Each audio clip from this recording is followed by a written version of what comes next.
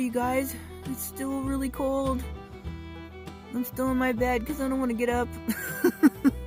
I don't know, you probably can't see it on the camera, but you can see my breath. It's really cold. I guess I'm gonna have to talk about more ways to keep your van warm, keep yourself from freezing to death. My blankets are really awesome. I don't know if you can see that, but they're really cool. They're really thick. As long as I'm underneath them, I don't have any problems. But as soon as I want to get up, yeah. So yeah, stick around. I'm gonna be brainstorming with you guys today, get some good ideas going there, and maybe help you guys out and discuss some options maybe for my next rig and possibly even this one. All right, stick around, guys.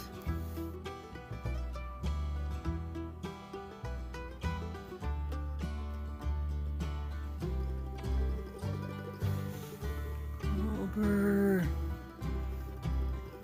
I think that's frost on my window. It is so cold out there.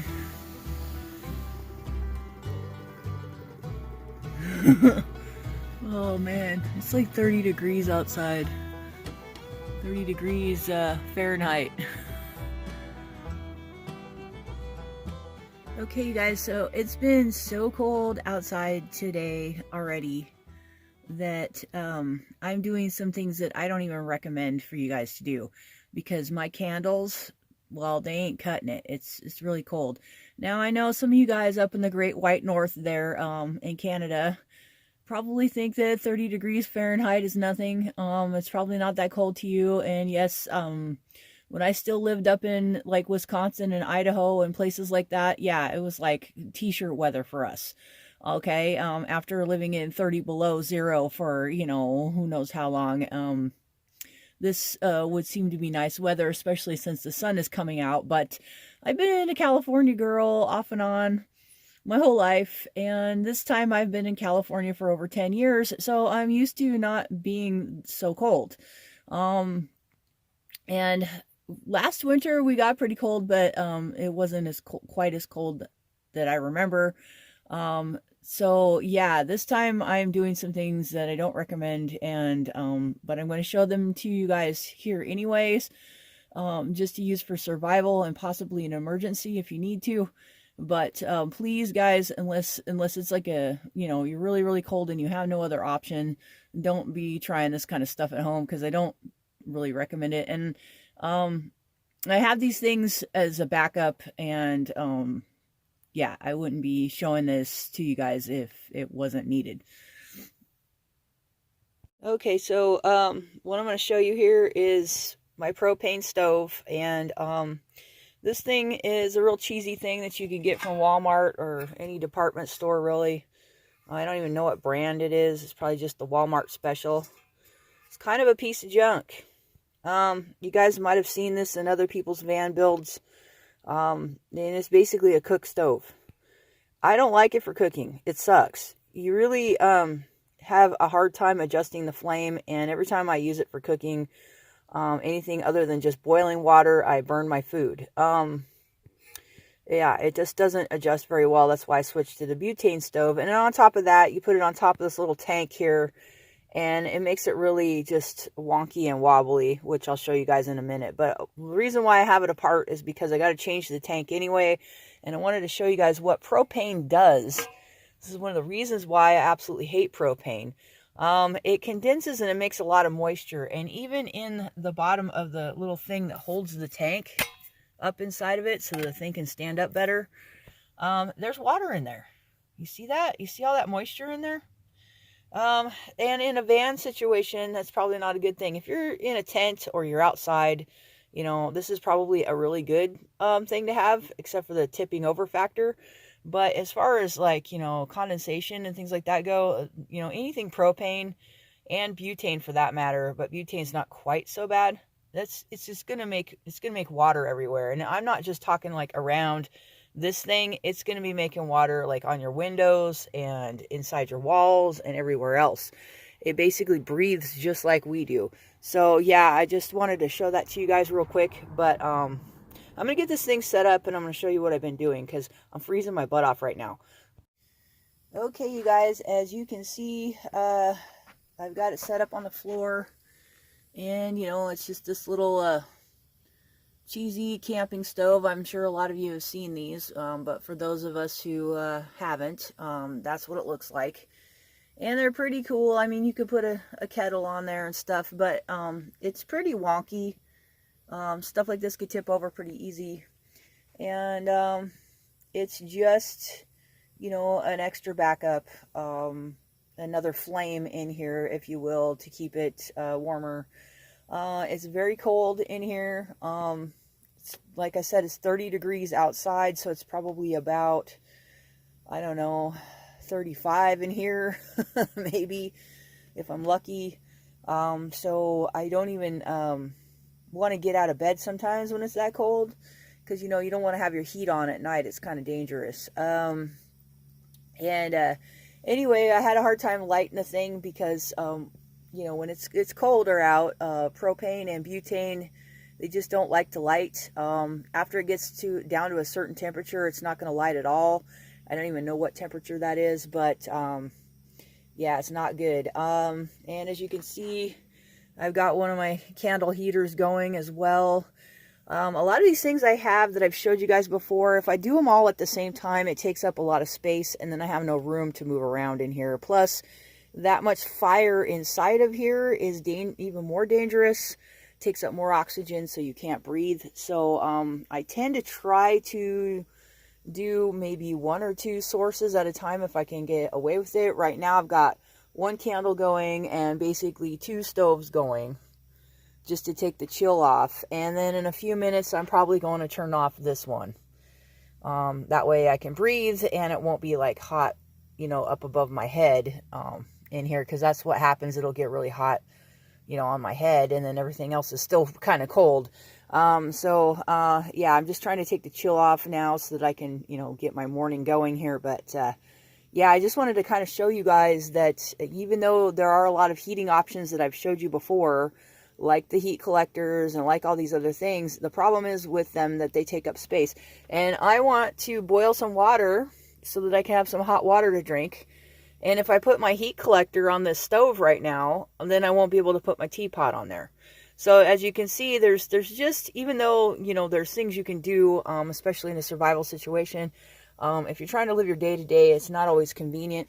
And yes, this is a pot that I have over here. I'm going to be making soap hopefully pretty soon. And I'm going to try to do a video on that for you guys as well when I get around to doing it. But yeah, this is kind of a pain in the butt. And I do not recommend it whatsoever. But if you're like me and you are freezing so bad and you cannot stand it, it is an option. It's very expensive. I have not really found a way to hook these stoves up to a big propane tank unless they're built into something, and even then I think they need an adapter. So these little bottles, unless you have a way to refill them, they're going to cost you a small fortune. So that's one of the other reasons why I don't recommend it. The condensation, the fact that it could tip over, the fact that it's you know, taking up oxygen and putting in carbon into the air. There's a lot of things why these are only for pretty much emergencies only.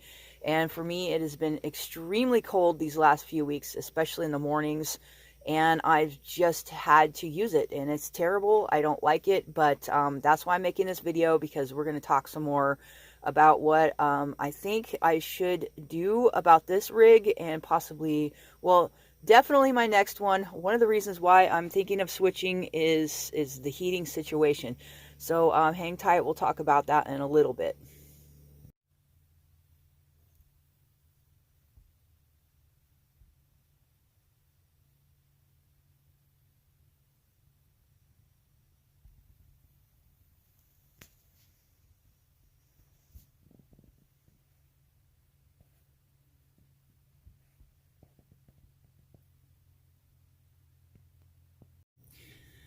All right, you guys. So everybody that's been watching van life channels and van build channels and stuff like that, you guys all know the options that we have out there. We've got the little propane heaters like the Mr. Buddies, and we've got the Olympian wave heaters, and we've got the diesel heaters, and we've got the propane heaters that came classically with RVs, and of course you've got tiny wood stoves. Okay, so there's many options other than my little cheap options that I've been showing you. I'm not the only person that heats like that. As far as I know, Bob Wells still uses his butane stove or propane stove or whatever he has to heat with, and he has a little heat collector that he built so that he puts on it and all that kind of good stuff. That's great. A lot of you guys, that's going to work great for you guys, especially if you're snowbirds. I happen to be stuck here where I'm at right now, and we do get really cold winters. It's 30 degrees outside, even with the sun shining sometimes. And that little tiny heat source that I have sometimes isn't going to cut it. The candles, they are awesome, they work, but they just aren't enough sometimes, and they get smoky, and I have to use all these little tiny candle holders and candle heat collectors and all this stuff, and it gets cluttery, and I just get tired of it, so I don't even want to bring them out. And then there's the thing of, like, if I put heat collectors on my stoves, then I can't cook on them at the same time, and just all these other issues that come up with this. I have looked into heating sources extensively. What I would think would be almost perfect for this van, except for the condensation, would be an Olympian Wave 3 or a Wave 6 heater, just because of the space constraints that I have, and also because, it's an efficient heater. It doesn't use hardly any propane. It doesn't need a fan, so you don't have to worry about, a constant draw on your power. It doesn't have a thermostat on it. Same deal. You don't have to worry about constant draw on your batteries at nighttime.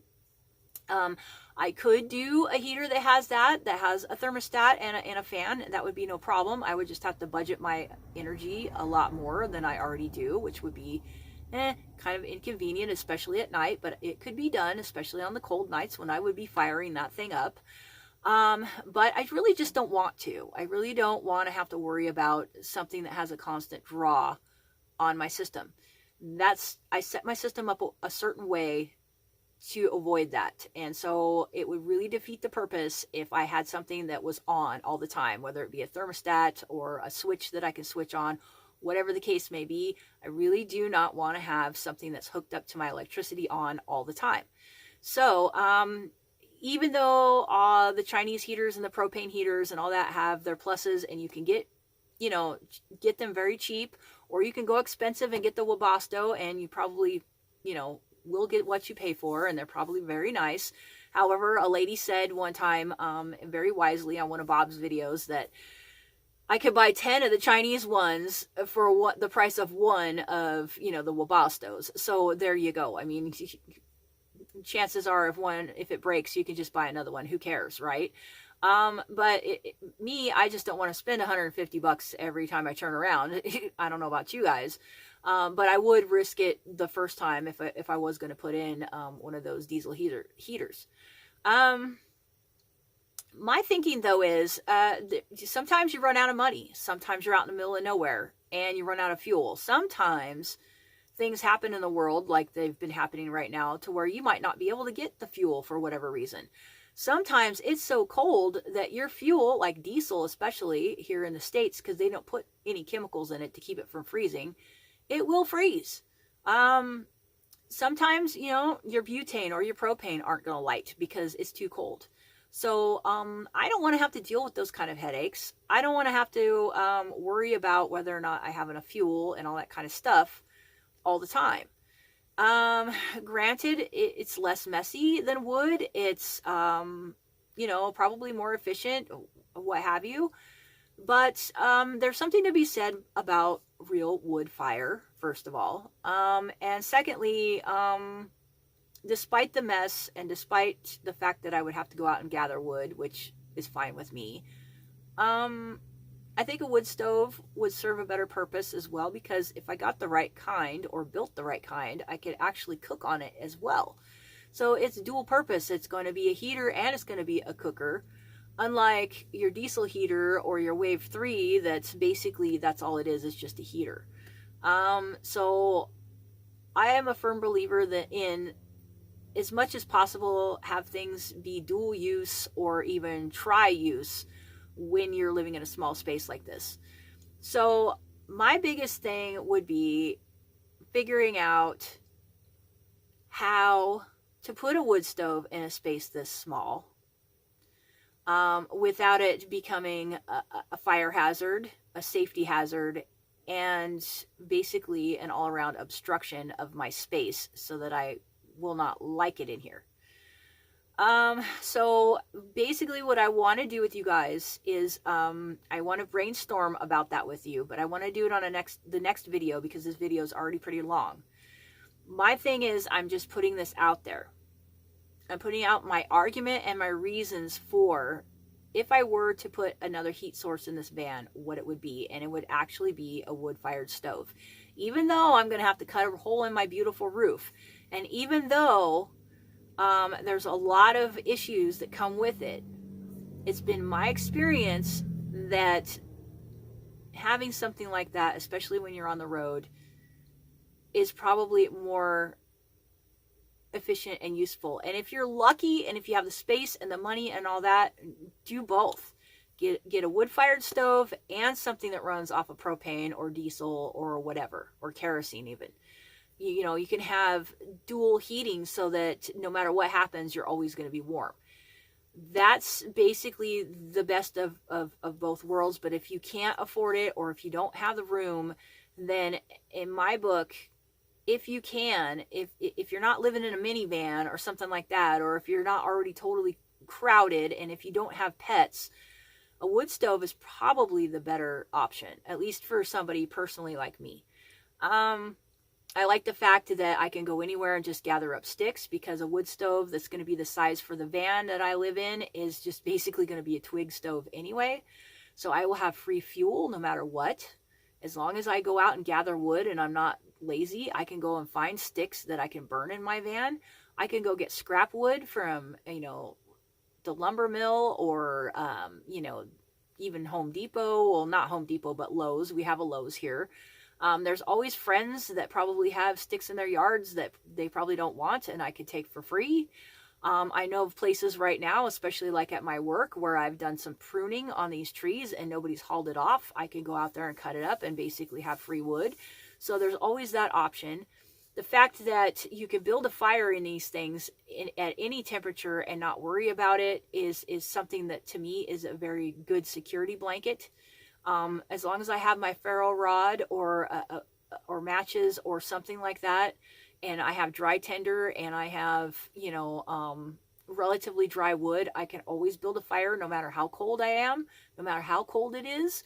So yes, to me, when it comes to practicality, no matter what, wood heat is going to be the best.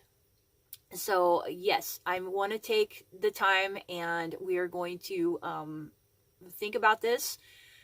This may not be something that I do because of this van being so small, and also because I just might talk myself out of it. However, I want to put this stuff out there for you guys to maybe help give you guys ideas, because I know a lot of you are living in, like, you know, regular sized vans like this, or even a Sprinter van or something, so it's big enough for you guys to put a wood stove in. I wouldn't recommend doing this in a minivan, although I've actually seen videos from people out of Canada that have done it because they really need to up there. It's like this all the time there. This is actually a warm day for Canada right now where I'm at. But yeah, I just want to put out my brainstorm and my thoughts out there for you guys to hopefully, you know, maybe it'll help somebody out. Maybe it'll give somebody some ideas, because videos that I've seen on YouTube have helped me, and so I just want to give back to the community. So on the next video, that's what we're going to do. We're going to hang out and we're going to brainstorm, and I'm going to show you the space that I have, and I'm going to show you what I'm thinking, and the options and the alternatives. And I'm also going to show you where I would possibly put either a Wave 3 or a diesel heater in the van as well, so that if you guys want to go that route, you can do that as well.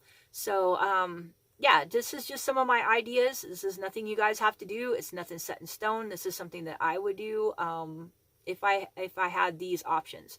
So I hope you guys stick around for the next one, and I hope you enjoyed this one. And yeah, all right, I'll see you guys really soon, and thanks for all your support, and remember to like and subscribe and all that good YouTube stuff.